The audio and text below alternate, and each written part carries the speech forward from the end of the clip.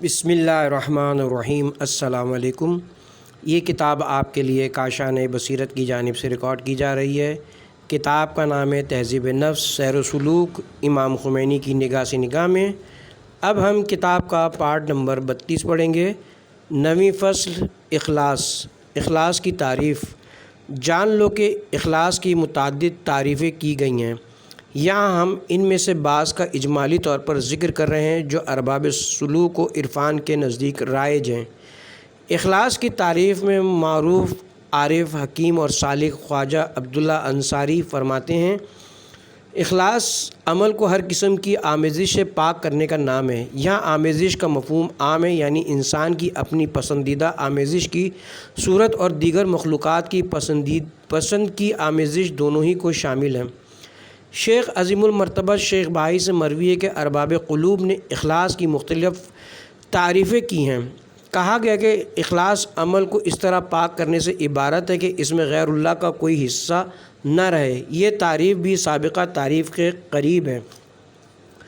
और कहा गया कि इखलास अमल करने वाला दुनिया और आखिरत में इस अमल के बदले किसी किस्म के मुआवज़े का इरादा न करे।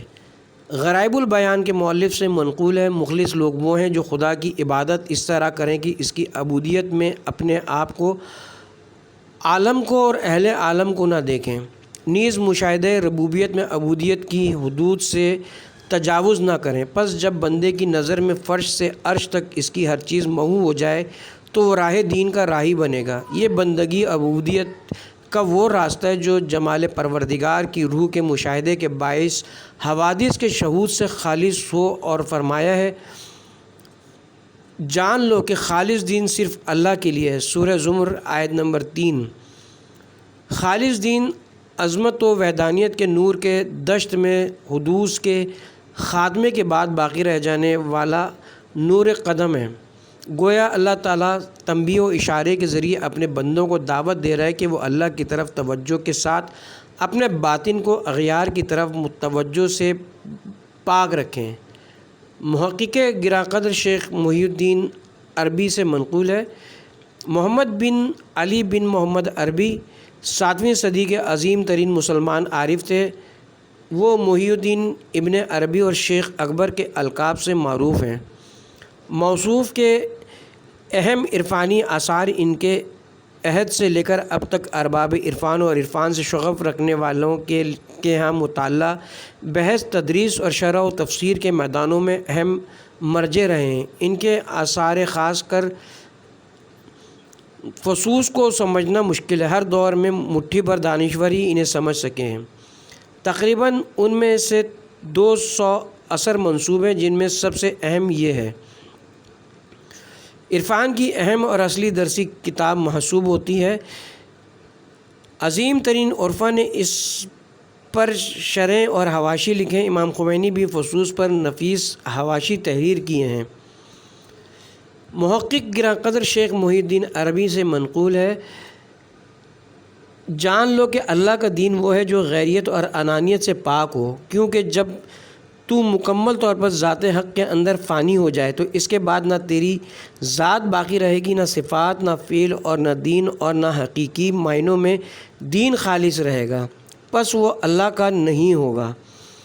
इखलास की हकीकत बस आरिफ़ कामिल वो है जो अपने दिल को इन सूरतों के लिए हवाला करार दे जिन्हें महबूब इसके दिल में वारिद करे। बस वो अपनी तरफ से किसी सूरत या फ़ैलियत का तकाज़ा नहीं करता, दोनों जहानों से गुज़र जाता है और दोनों अवालिम से मावरा हो जाता है। जैसा कि आरिफ शिराज़ी फरमाते हैं, हमारे बातिन में दोस्त के अलावा किसी और की गुंजाइश नहीं है।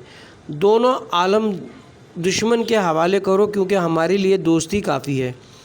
एक और मकाम पर फरमाते हैं, मेरे दिल की तख्ती में सिर्फ़ दोस्त के क़ामत का अलिफ कुंदा है। क्या करूं कि मेरे उस्ताद ने मुझे कोई और हुर्फ़ सिखाया ही नहीं। यह है इस इखलास की हकीकत जिसकी तरफ अहादीस में यूँ इशारा हुआ है, जो कोई 40 दिनों तक अल्लाह के साथ इखलास का सबूत दे, इसके दिल से हिकमत के चश्मे फूट कर इसकी ज़बान पर जारी होते हैं। काफ़ी में इमाम रज़ा अलैहिस्सलाम से मरवी है कि आपने फरमाया, امیر المومنین فرمایا کرتے تھے خوش بخت ہے وہ شخص جو عبادت اور دعا کو اللہ کے لیے خالص بنائے، اپنے دل کو ان چیزوں میں مشغول نہ کرے جنہیں اس کی آنکھیں دیکھتی ہیں، اللہ کی یاد ان چیزوں کی خاطر نہ بھلا دے جنہیں اس کے کان سنتے ہیں، اور ان چیزوں کے باعث خود کو غمزدہ نہ کرے جو دوسروں کو عطا کی گئی ہیں۔ اصول کافی جلد نمبر 2 صفحہ نمبر 16۔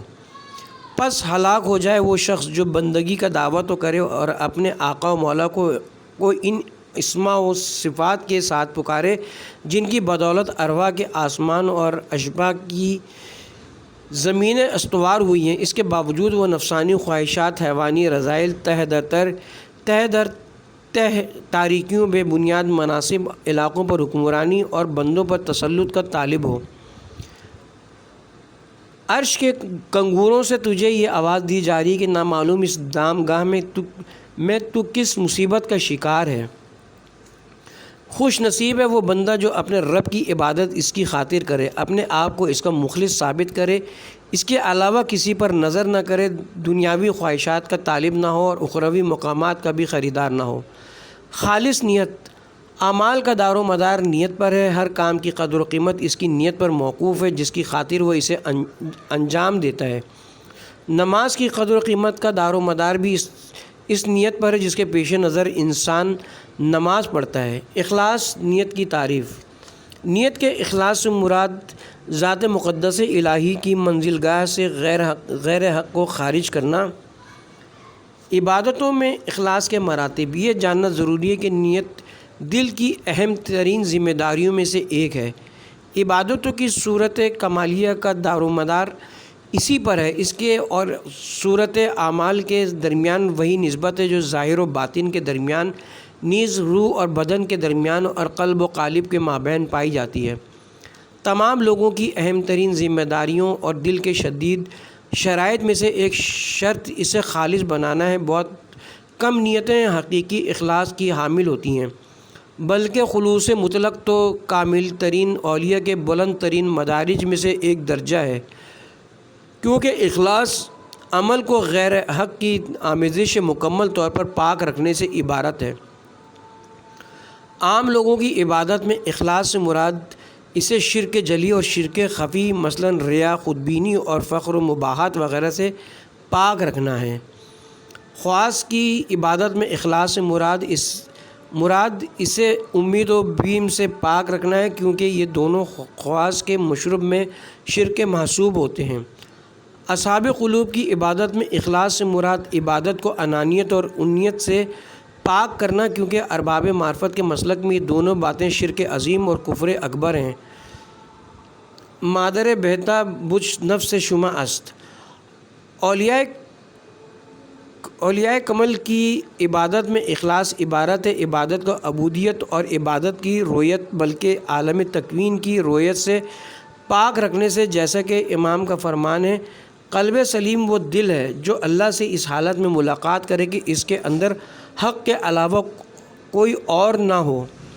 پس جب سالک رائے حق اپنی ذاتیات بلکہ اپنی اور عالم کی پیشانی پر اپنا قدم رکھ لے، اپنے آپ کو غیر اور غیریت سے مکمل طور پر خالص کر لے، اس کے دل میں حق کے علاوہ کچھ نہ رہے، اور دست ولایت کے ذریعے وہ اللہ کے گھر کو بتوں سے خالی اور شیطان کے تصرف سے آزاد کر لے، تب اس کا دین، اس کا عمل، اس کا باطن اور اس کا ظاہر سب اللہ کے لیے خالص بن جائیں گے۔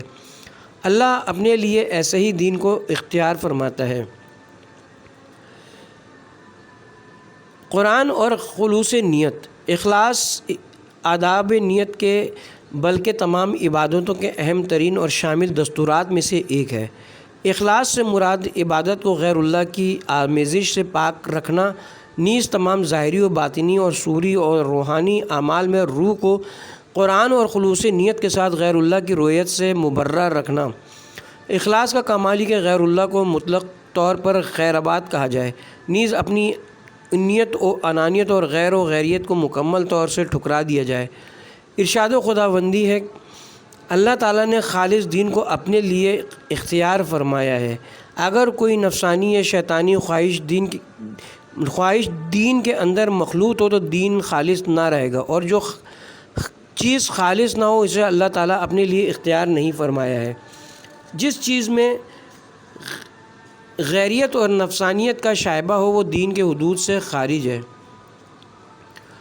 اور انہیں حکم نہیں دیا گیا مگر اس بات کا کہ وہ اللہ کی عبادت کریں، دین کو اس کے لیے خالص رکھتے ہوئے۔ سورہ بینہ آیت نمبر 5۔ جو کوئی دنیا کی کھیتی کا طالب ہے اسے ہم دنیا ہی دیتے ہیں، اس کے لیے آخرت میں کچھ نہ ہوگا۔ سورہ شورى آیت نمبر 20۔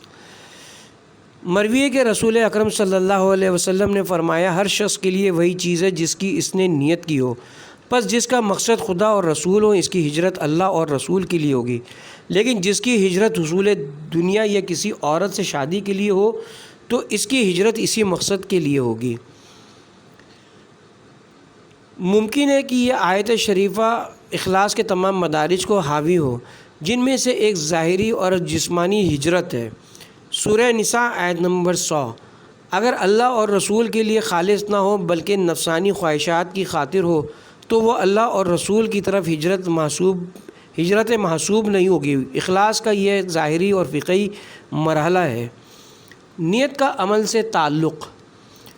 سفیان بن عیینہ حضرت صادق علیہ السلام سے نقل کرتا ہے کہ آپ نے قول خداوندی تاکہ وہ تمہیں آزمائے کہ تم میں سے کون عمل کے لحاظ سے سب سے بہتر ہے کی تفسیر میں فرمایا، یہاں بہتر سے اللہ کی مراد عمل کی کثرت نہیں بلکہ زیادہ درست عمل ہے۔ یہ درستی خوف الہی نیز سچی اور اچھی نسبت سے عبارت ہے۔ پھر فرمایا، عمل پر اس وقت تک پابرجا رہنا جب تک کہ وہ خالص نہ ہو جائے۔ خود عمل سے زیادہ سخت ہے۔ خالص عمل وہ ہے جس پر تمہیں اللہ کے علاوہ کسی اور کی ستائش کی خواہش نہ ہو۔ نیت عمل سے بہتر ہے۔ آگاہ رہو کہ نیت ہی عمل ہے۔ پھر آپ نے اس فرمان الہی کی تلاوت فرمائی، کہہ دو کہ ہر کوئی اپنی شکل کے مطابق عمل کرتا ہے، یعنی اپنی نیت کے مطابق۔ جان لو کہ اس حدیث شریف میں عمل کی اچھائی، درستی، کمال اور کاملیت کو دو باتوں پر موقوف قرار دیا گیا ہے۔ اس میں سے ایک خوف خداوندی اور خشیت الہی ہے اور دوسری سچی نیت یا خالص ارادے سے عبارت ہے۔ ہماری ذمہ داری ہے کہ عمل کے کمال اور اس کی درستی کے ساتھ ان دونوں باتوں کے ارتباط کو بیان کریں۔ ہم عرض کریں گے کہ خوف خداوندی نفس کے تقوی کا موجب ہے، جس کے باعث اعمال کے آثار کی قبولیت میں اضافہ ہوتا ہے۔ اس اجمال کی تفصیل یہ کہ جیسا کہ ہم اس سے پہلے بعض احادیث کی تشریح میں بیان کر چکے ہیں، ہر اچھے یا برے عمل کا نفس پر کوئی اثر ضرور مرتب ہوتا ہے۔ پس اگر اس عمل کا تعلق عبادتوں اور مناسک سے ہوتا ہے، اس کا یہ اثر مرتب ہوتا ہے کہ مادی اور جسمانی قوتیں عقلی قوتوں کی تابع اور فرما بردار بن جاتی ہیں۔ نفس کا ملکوتی پہلو عالم ملک پر غالب آ جاتا ہے اور جسم و روح کا تابع فرمان بن جاتا ہے، یہاں تک کہ وہ مقام آ جاتا ہے جہاں روحانی جذبے سے یکجا ہو کر منزل مقصود تک پہنچ جاتے ہیں۔ ہر وہ عمل جو زیادہ سے زیادہ اس اثر میں اضافہ کرے اور اس خدمت کو زیادہ اچھے طریقے سے انجام دے، وہ عمل زیادہ درست ہوتا ہے اور اس کے ذریعے اصل مقصد تک رسائی بہتر طور پر حاصل ہوتی ہے۔ ہر وہ چیز جو اس تاثیر میں دخیل ہو عمل کی درستی کی ضامن ہے۔ اعمال کی افضلیت کا معیار عام طور پر یہی ہے۔ مشہور حدیث سب سے افضل عمل وہ ہے جو سب سے زیادہ سخت ہو۔ بحار الانوار جلد نمبر 67 صفحہ نمبر 191 کو بھی اسی مفہوم پر حمل کیا جا سکتا ہے۔ اس تمہید سے آگاہی کے بعد یہ جاننا ضروری ہے کہ تقویٰ نفوس کو آلائشوں اور گدھلے پن سے پاک کرتا ہے۔ اگر نفوس کا صفحہ گناہوں کے حجابوں اور معصیت کے غبار سے پاک ہو تو ان پر اعمال حسنہ کا اثر زیادہ مرتب ہوگا اور منزل مقصود تک بہتر رسائی حاصل ہوگی۔ نیز عبادتوں کا عظیم مقصد بہتر طور پر حاصل ہوگا۔ یہ مقصد جسمانی ریاضت عالم ملک پر عالم ملکوت کی حکمرانی اور نفس کے ارادہ فعالی کے تسلط سے عبارت ہے۔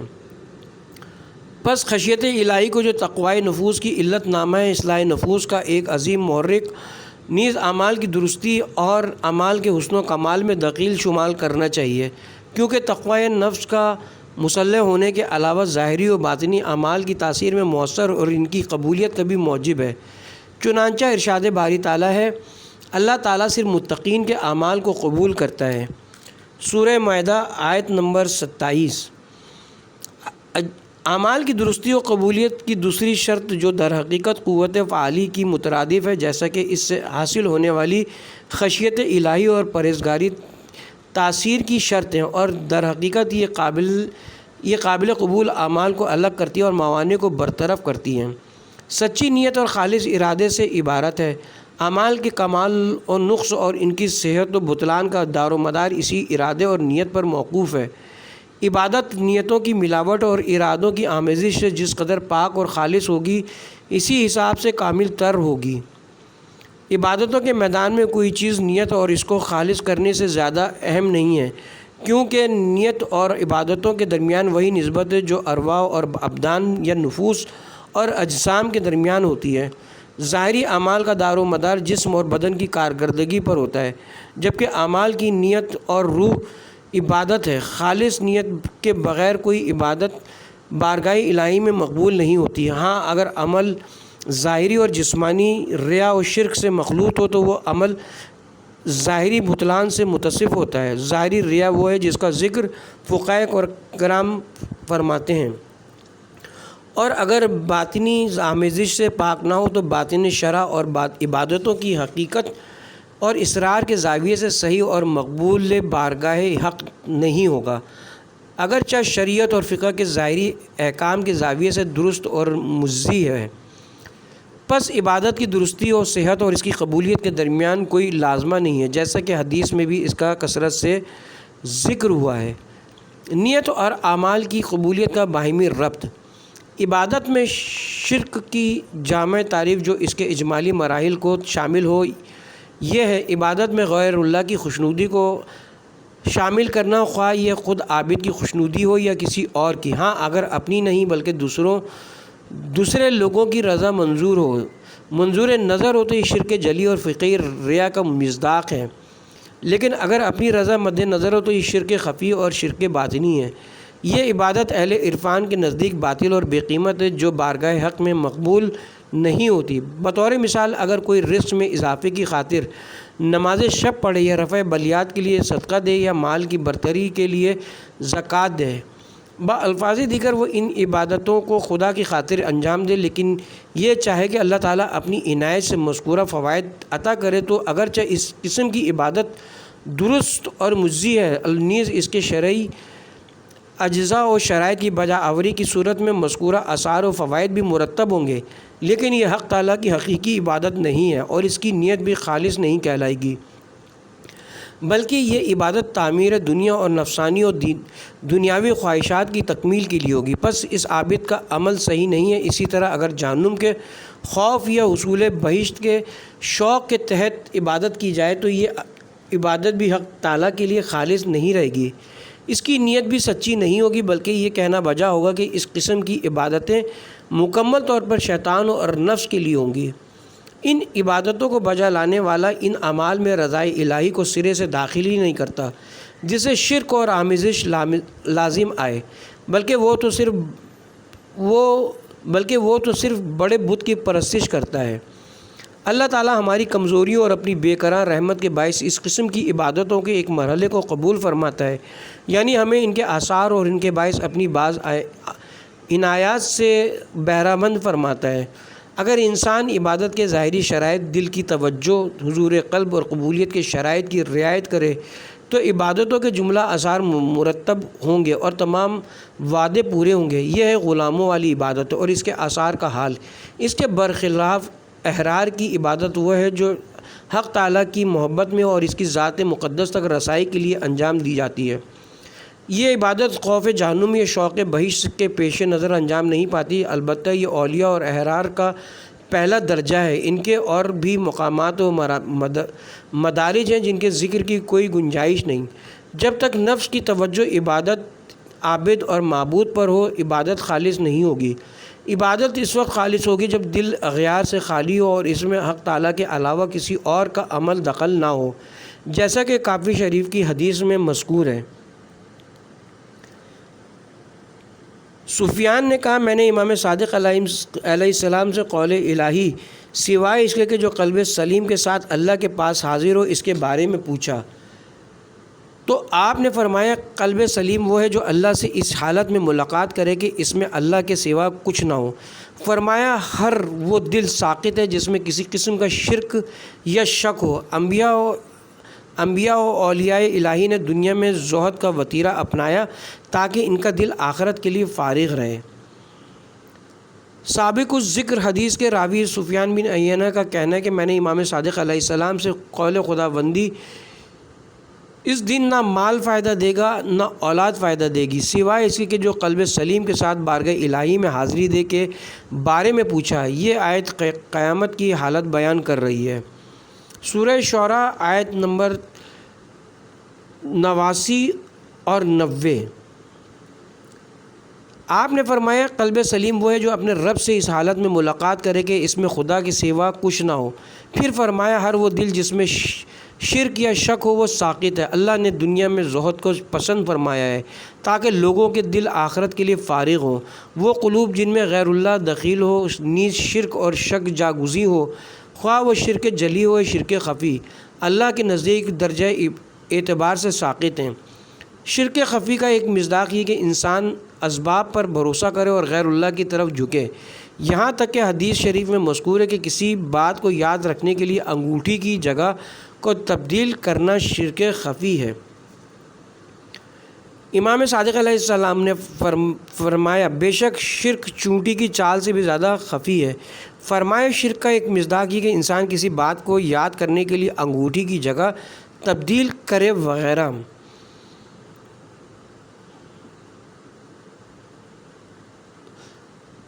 دل غیر اللہ کا راہ پانا بھی شرک خفی محسوب ہوتا ہے۔ نیت کو خالص کرنے کے لیے غیر اللہ کو دل سے جو اللہ کی منزل گاہ ہے نکالنا ضروری ہے۔ شک کے بھی کئی مدارج و مراحل ہیں جن میں سے بعض کو شک جلی اور بعض کو شک خفی جو یقین کی کمزوری اور ایمان کے نقص کا نتیجہ ہے سمجھنا چاہیے۔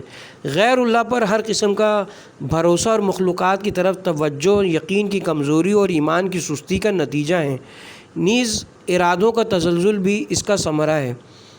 شک کا سب سے خفی مرحلہ یہ کہ انسان توحید سے سیر نہ ہو بلکہ اس کی کیفیت بدلتی رہے۔ پس حقیقی توحید یہ کہ اضافات، تعینات اور اکثرات کو اور کثرات کو چھوڑ دیا جائے، یہاں تک کہ اسماء و صفات کی کثرتوں کو بھی۔ ان سب کو چھوڑ کر توحید میں گم ہو جانا ہی شک سے نجات کا راستہ ہے۔ قلب سلیم ہر قسم کے شرک اور شک سے خالی ہوتا ہے۔ اس حدیث شریف میں مذکورہ الفاظ اس بات کی طرف اشارہ ہے کہ دنیا میں زہد کا فلسفہ یہ ہے کہ دل آہستہ آہستہ دنیا سے روگرداں اور متنفر ہو کر اپنے مطلوب حقیقی اور مقصود اصلی کی طرف راغب ہو جائے۔ حدیث کے ابتدائی حصے سے ظاہر ہوتا ہے کہ آخرت سے مراد عالم وجود کا منتہی مقصود اور آخری منزل ہے۔ آخرت کا وسیع تر مفہوم یہی ہے۔ دنیا پورا عالم ظہور ہے اور دنیا سے بے رغبتی یعنی زہد کے لیے دل کو غیر اللہ سے خالی اور خالص بنانا ضروری ہے۔ پس جس شخص کے دل میں غیر اللہ ہو یا اغیار پر توجہ کا شائبہ ہو، خواہ یہ اغیار مادی و جسمانی امور ہوں یا روحانی نیز اخروی صورتیں ہوں یا کمالات و مدارج، غیر اللہ کے علاوہ جو کچھ بھی ہو وہ دنیا پرست ہے اور زاہد نہیں۔ وہ حقیقی آخرت اور بہشت لقا جو بہشت کا بلند ترین درجہ ہے سے محروم ہے، اگرچہ وہ دیگر مراتب و مقامات مثلاً روحانی کمالات اور بہشت کے بلند مراتب کا حامل ہو، جس طرح اہل دنیا و دنیاوی اموال اور مقامات کے لحاظ سے مختلف ہوتے ہیں۔ یہ مقامات حقیقی اللہ والوں کے مقام سے کوسوں دور ہیں۔ نیت عمل کو شکل بخشتی ہے۔ یاد رہے کہ نیت کو شرک اور ریا وغیرہ کے تمام مراحل سے پاک کرنا اور اس حالت کو برقرار رکھنا بہت مشکل اور اہم ذمہ داری ہے، بلکہ اس کے بعض مراحل تو اللہ کے خالص ترین اولیاء کے سوا دوسروں کے بس کا روگ نہیں، کیونکہ نیت عبارت ہے عمل پر آمادہ کرنے والے ارادے سے جو آخری اور اصلی مقاصد کا تابع ہے۔ یہ مقاصد نفس کے اندر راسخ قوتوں کے تابع ہیں جو انسان کے باطن اور اس کی اصلی شکل کو تشکیل دیتی ہیں۔ جو شخص جاہ و مقام اور اقتدار کا گرویدہ ہو اور یہ خواہش اس کے نفس میں راسخ اور اس کی روح کا حصہ بن چکی ہو، اس شخص کی امیدوں اور آرزوؤں کی آخری منزل اسی مطلوب تک رسائی ہے۔ اس شخص سے صادر ہونے والے افعال اس مقصد کے تابع ہوں گے، اس کے اعمال و افعال کا اصل محرک اسی نفسانی مطلوب تک رسائی کا جذبہ ہوگا۔ جب تک یہ خواہش اس کے دل میں موزن رہے گی، اس کا عمل خالص نہیں ہو سکے گا۔ جس شخص کا باطن حب نفس اور خود غرضی کے جذبے سے معمور ہو اور یہی جذبہ اس کی باطنی شخصیت بن چکا ہو، اس کا اصلی مقصود و مطلوب نفسانی خواہشات تک رسائی ہوگا اور اس کے اعمال و افعال کا اصل محرک یہی مقصد ہوگا، خواہ اس کے دنیاوی مقاصد کے حصول کے لیے ہوں یا اخروی مقاصد، مثلاً حور و قصور، باغات اور بہشتی نعمتوں تک رسائی کے لیے جب تک انانیت، خود غرضی اور خود بینی کار فرما رہے گی۔ روحانی کمالات و معارف کی خاطر انجام پانے والی کوششیں بھی خود غرضی اور نفس پرستی کی خاطر ہوں گی، نہ کہ خدا پرستی کے لیے۔ ظاہر ہے کہ خود پرستی اور خدا پرستی آپس میں جمع نہیں ہو سکتی۔ اس قسم کے انسان کی خدا پرستی میں بھی خود پرستی کا جذبہ کار فرما ہوتا ہے۔ اس کا اصلی اور حقیقی مطلوب وہ خود اور اس کا نفس ہوتا ہے۔ پس معلوم ہوا کہ نیت کو ہر قسم کے شرک سے پاک کرنا نہایت سخت کام ہے، جو ہر کسی کے بس کی بات نہیں۔ اعمال کے کمال اور نفس کا دار و مدار نیتوں کے کمال اور نقص پر ہے، کیونکہ نیت عمل کی فعلی صورت اور اس کا ملکوتی آئینہ ہے۔ جیسا کہ ہم اشارہ کر چکے ہیں، حدیث شریف میں الہی نکات کی طرف یوں اشارہ ہوا ہے: نیت عمل سے بہتر ہے، بلکہ در حقیقت نیت ہی عمل کی اصل روح ہے۔ یہ بات کوئی مبالغہ نہیں، جیسا کہ بعض لوگوں کا خیال ہے، بلکہ حقیقت پر مبنی ہے، کیونکہ نیت عمل کی مکمل صورت اور فعل محصل ہے۔ اعمال کے صحیح یا باطل ہونے نیز ان کے کامل یا ناقص ہونے کا دار و مدار نیت پر ہے۔ اسی لیے ایک ہی قسم کا عمل نیت کے اختلاف کے باعث کبھی تعظیم اور کبھی توہین کا موجب ہوتا ہے، نیز کبھی کامل اور کبھی ناقص قرار پاتا ہے۔ اس کے علاوہ کبھی ملکوت اعلیٰ کی صف میں جمال و کمال کا مظہر قرار پاتا ہے اور کبھی ملکوت اسفل کے دائرے میں خوفناک اور دہشت ناک صورت کا حامل ہوتا ہے۔ علی ابن ابی طالب علیہ السلام کی نماز اور کسی منافق کی نماز میں ظاہری شکل و صورت اور اجزاء و شرائط کے لحاظ سے کوئی تفاوت نہیں ہے۔